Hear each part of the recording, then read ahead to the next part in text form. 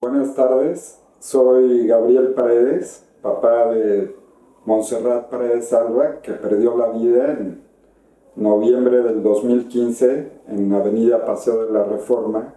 Ella murió atropellada por un camión de transporte público.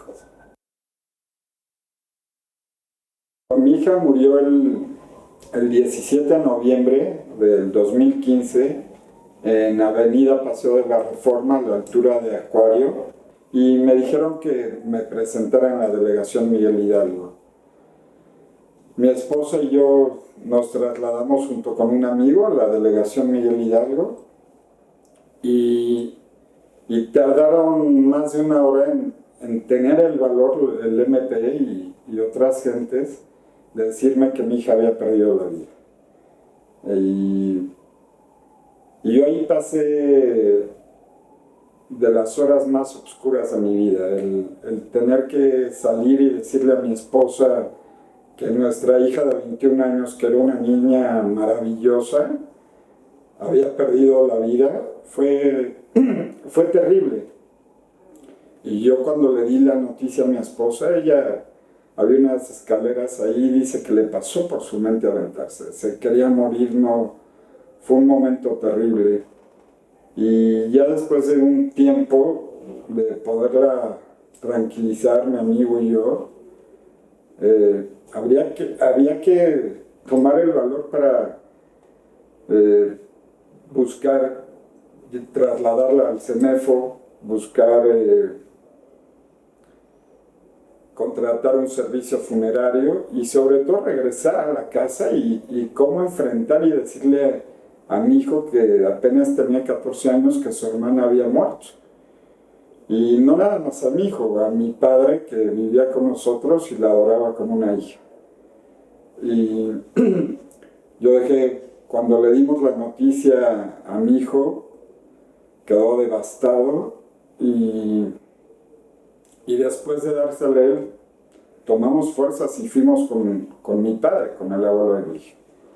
Le dimos la noticia y se quería morir, se azotaba y decía que por qué no él y por qué su nieta siendo tan hermosa. Total que pasó el tiempo, yo dejé a mi esposa con mi hijo, llegaron algunos familiares a apoyarnos y yo me tuve que ir al CENEFO a esperar a que me entregaran el cuerpo de mi hija.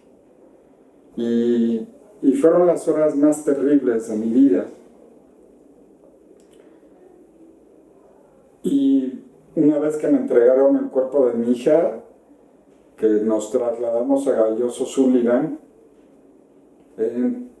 la prepararon y nos llamaron a una zona privada a mi esposa y a mí y nos pedí que si nos queríamos despedir de ella. Y yo no dejé que mi esposa abriera el féretro porque sabía que le habían destrozado su cara a mi hija. Y a raíz de eso, mi esposa me guardó cierto rencor porque no, ella creía que tal vez era como un capricho mío. Al otro día que la sepultamos, veníamos de regreso del Panteón de Jardines del Recuerdo y recibí una llamada que me tenía que presentar en una audiencia, en una sala de juicio oral, en Doctor La Vista. Yo no había tenido tiempo ni de ver un abogado, nada. Y llegué a esa audiencia, dejé a mi esposa, a mi hijo, a mi padre, llego a esa audiencia a las 2 horas de haber sepultado a mi hija, y ahí es donde me entero de quién era el chofer, y lo llegué a tener a mi lado. Y fue una audiencia donde tuve que oír 30 veces cómo murió mi hija, y los abogados de la otra parte dijeron que había un video donde se veía claro que aventaban a mi hijo, un tercer ciclista, cosa que no fue cierto, y el video que salió en medios decían que ese era el lugar y que era mi hija, y era totalmente falso ese video. El tener que ir enfrentando todos esos procesos, esas audiencias más, el tener que seguir trabajando, buscar el bienestar de tu familia, se vuelve 1000 veces más pesado. Si algo que disfrutabas, ahora se vuelve como una losa en la espalda. el tener que salir a trabajar, el luchar por la memoria de tu hija. Y lo que les decía, que con el tiempo que no había dejado ver a mi esposo el féretro, con el tiempo ella tuvo que ver sus fotos en la plancha de la delegación Miguel Hidalgo, cómo quedó atropellada en Reforma y las fotos del CEMEFO, antes y después de la autopsia. Y yo dejé que las viera porque era su derecho. Ella tenía los mismos derechos que yo.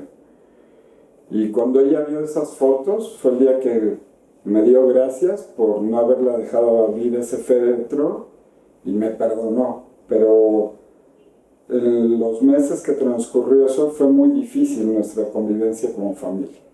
Muy, muy, muy difícil.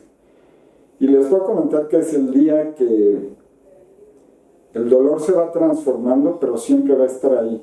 Y el perder un hijo, yo lo he dicho, va a ser hasta el último día de la vida, el extrañarlos y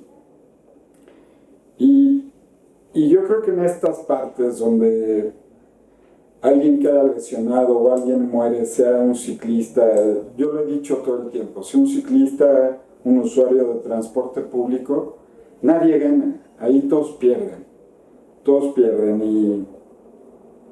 y yo lo que quisiera invitar a toda la sociedad es que se vuelvan más conscientes de cómo usan un automóvil, no manejar por supuesto en estado de ebriedad,